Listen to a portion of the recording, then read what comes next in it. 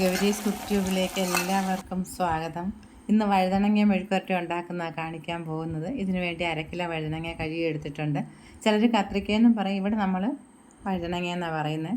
ഇതിൻ്റെ മണ്ടഭാഗവും അടിഭാഗവും ഒന്ന് മുറിച്ച ശേഷം നടുകെ പിളർത്തിയിട്ട്, ഇപ്പോൾ ഈ വലുപ്പത്തിലുള്ള വഴുതനങ്ങ ഒരു പീസ് 4ആയിട്ടാണ് ഞാൻ മുറിക്കാൻ പോകുന്നത്. ഒരുവിധം കനത്തിൽ തന്നെ മുറിക്കണം.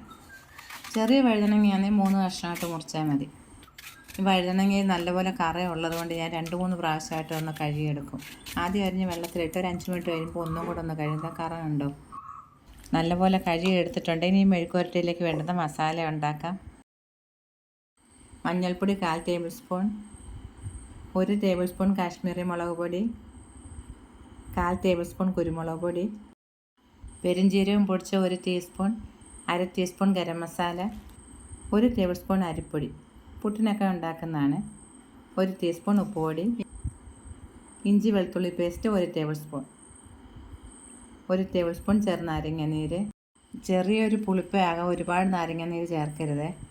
ഇനി വെള്ളം ചേർത്ത് നമുക്ക് പേസ്റ്റ് രൂപത്തിലൊന്ന് കുഴച്ചെടുക്കാം. 1/4 ടീസ്പൂൺ ഉപ്പുപൊടിയും കൂടെ ചേർക്കാം. ഇനി മസാല റെഡി ആയിട്ടുണ്ട്. ഇപ്പോൾ നമ്മൾ അരിഞ്ഞു വെച്ചിരിക്കുന്ന വഴുതനങ്ങ ചേർത്ത് നല്ലപോലെ ഒന്ന് പുരട്ടി വയ്ക്കണം. എല്ലാ ഭാഗത്തും മസാല പിടിക്കുന്ന പോലെ. അതിനുശേഷം 10 മിനിറ്റ് അടച്ച് വയ്ക്കാം. അത് കഴിഞ്ഞിട്ട് മെഴുക്കുവരട്ടി ഉണ്ടാക്കാൻ തുടങ്ങാം. ഇപ്പോൾ 10 മിനിറ്റ് ആയിട്ടുണ്ട്. മസാലയൊക്കെ ഒരുവിധം പിടിച്ചിട്ടുമുണ്ട്. എണ്ണ തെറിക്കാതിരിക്കുന്നതിന് വേണ്ടി വലിയൊരു ചീനച്ചട്ടിയാണ് വെച്ചിരിക്കുന്നത്. ഇതിലേക്ക് നമുക്ക് വെളിച്ചെണ്ണ ഒഴിക്കാം.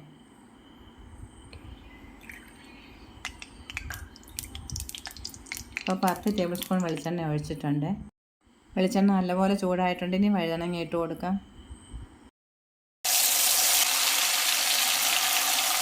ഇപ്പോൾ തീ കൂട്ടി തന്നെ വയ്ക്കണം. പകുതി വെന്ത് കഴിയുമ്പോൾ തീ കുറച്ചൊരു മീഡിയം ഫ്ലെയിമിലാക്കി വയ്ക്കാം. ഇനി നമുക്കൊന്ന് തിരിച്ചിട്ട് കൊടുക്കാം. ഇപ്പോൾ മീഡിയം ഫ്ലെയിമിലാണ് വെച്ചിരിക്കുന്നത്. ഇടയ്ക്കിടയ്ക്കൊന്ന് ഇളക്കി കൊടുക്കുകയും വേണം. നല്ലപോലെ ഒന്ന് വെന്ത് മുരിഞ്ഞ് കഴിയുമ്പോൾ നമുക്ക് തീ ഒന്ന് കൂട്ടിയ ശേഷം എടുക്കാം. ഇപ്പം നല്ലപോലെ വെന്ത് മുരിഞ്ഞിട്ടുണ്ട്. ഇനി ഇതെടുക്കാം.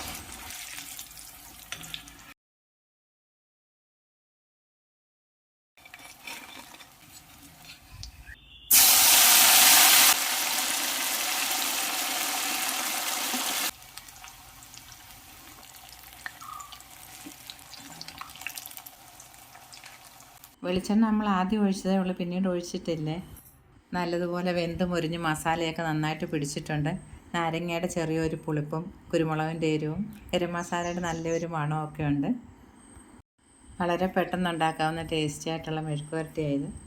മറ്റൊരു വീഡിയോ ആയിട്ട് വീണ്ടും നമുക്ക് കാണാം. നന്ദി, നമസ്കാരം.